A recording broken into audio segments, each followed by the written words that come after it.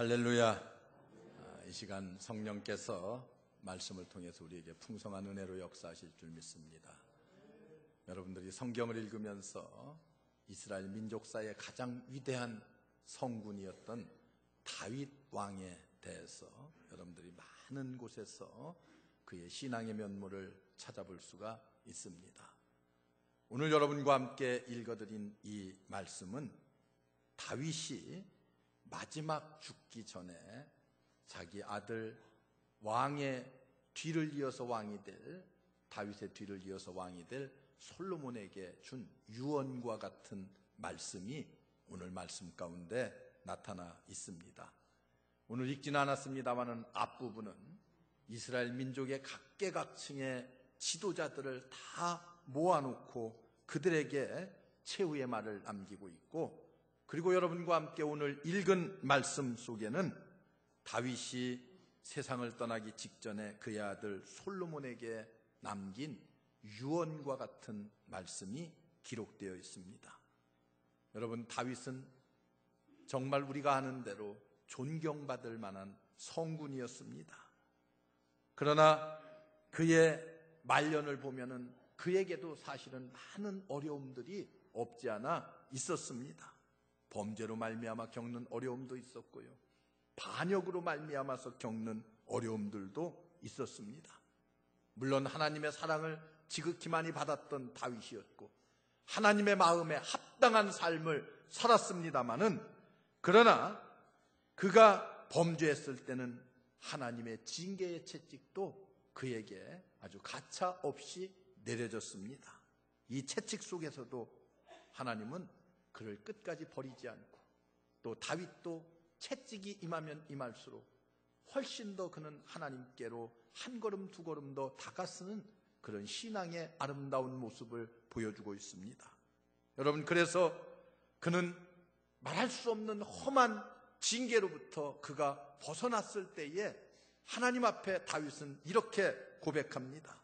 사무엘하 23장에 가서 보면은 하나님을 경외함으로 다스리는 자여, 저는 돋는 해 아침 빛과 같고 구름 없는 아침 같고 비후의 광선으로 땅에서 우미 돋는 새 풀과 같으리라, 이렇게 고백해요. 반역의 모든 세력이 다 멸절되고 물러나고 자기의 사랑하는 아들 솔로몬이 나라를 평정하고 그리고 왕위에 등극하는 영광스러운 모습을 그는 그려보면서 눈을 감고 하나님께 이렇게 고백하고 있습니다. 여러분, 다윗은 꿈이 많은 왕 가운데 한 사람입니다. 개인적으로나 가정적으로 그는 더욱 왕으로서 민족적인 많은 꿈을 가졌던 사람입니다. 그런데 그는 많은 부분, 그가 가졌던 꿈을 다 이루었습니다. 그러나 또 한편으로 보면은 그가 가졌던 열망과 그 열정 가운데서 꿈을 다 이루지 못한 부분도 없지 않아 있습니다. 가장 큰 꿈은 그가 특별히 예루살렘 성전을 건축해서 하나님께 봉헌하는 일이 그에게 있어서는 가장 큰 꿈이었습니다. 그런데 성전을 지어서 하나님이 거하시는 그곳이 이 민족의 민족적인 센터가 되어서 이곳에서 온 민족이 마음과 뜻을 하나로 모아서 하나님을 섬길 수 있는 것, 그런 센터가 되는 것, 여러분, 이것이 바로 누구의 소원? 다윗의 소망이었습니다. 그러나 하나님은 이를 허락하지 않았어요. 재료까지 다 준비해 놓았습니다. 성전을 지을 재료를. 그런데 너는 군인이라, 너무나 많은 전쟁을 통한 피를 흘렸기 때문에 다윗에게 성전을 건축할 수 없다고 하나님께서 불허하십니다.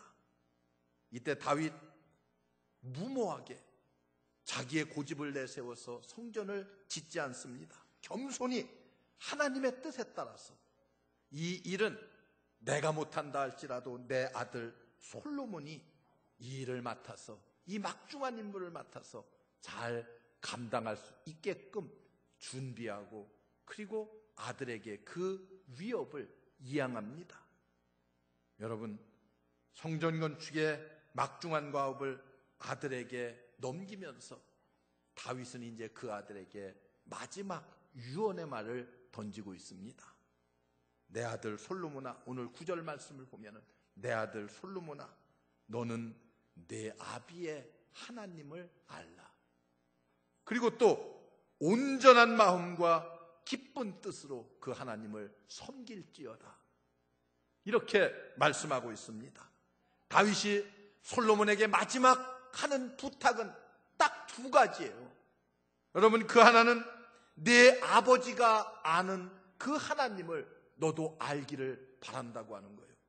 그리고 그 하나님을 온전한 마음과 기쁜 뜻으로 섬기라고 이렇게 마지막 부탁을 하고 있습니다. 그러면서 다윗은 솔로몬에게 이렇게 말해요. 내가 저를 찾으면 만날 것이고 만일 내가 저를 버리면, 하나님을 버리면 저도 너를 영원히 버릴 것이다. 이렇게 말씀합니다. 여러분, 위대한 신앙의 발자취를 남기기를 원하는 성도들마다 이 말씀을 우리의 마음속에 새겨야 될 줄로 압니다. 여러분, 다윗은 그 아들에게 두 가지의 부탁을 마지막 유언으로 하고 있습니다. 그 하나는 무엇입니까? 내 아비의 하나님을 알라는 거예요. 내 아비의 하나님을 알라. 여러분, 이 내 아비의 하나님을 알라고 하는 것은 단순한 종교적인 지식을 통해서 하나님을 알라고 하는 그런 뜻이 아닙니다. 여러분, 영적인 지식을 많이 얻는 것도 우리가 중요하지만은 그 지식이 내 삶 속에서 개인적인 체험으로 나타나기를 원한다. 하나님을 우리가 체험해서 체험적으로 아는 하나님을 내가 온전히 알기를 원한다고 이렇게 말씀하고 있습니다. 하나님이 필요로 하는 사람, 여러분 어떤 사람입니까? 하나님을 온전히 체험한 사람을 하나님은 필요로 하십니다. 여러분, 여기 안다라고 하는 단어가 나와요. 안다고 하는 것은 여러 가지 의미가 있습니다. 성경에도 여러 가지 단어를 쓰고 있는데 히브리어의 야다라고 하는 이 단어는 지식적으로 안다는 뜻이 아닙니다. 어떤 관계를 통해서 안다고 하는 그런 뜻이에요. 신약 성경에 예수님의 어머니 마리아가 동정녀로서 잉태해서 예수님을 낳았습니다. 그런데 성경은 이렇게 뭐래요? 이렇게 말씀하고 있습니다.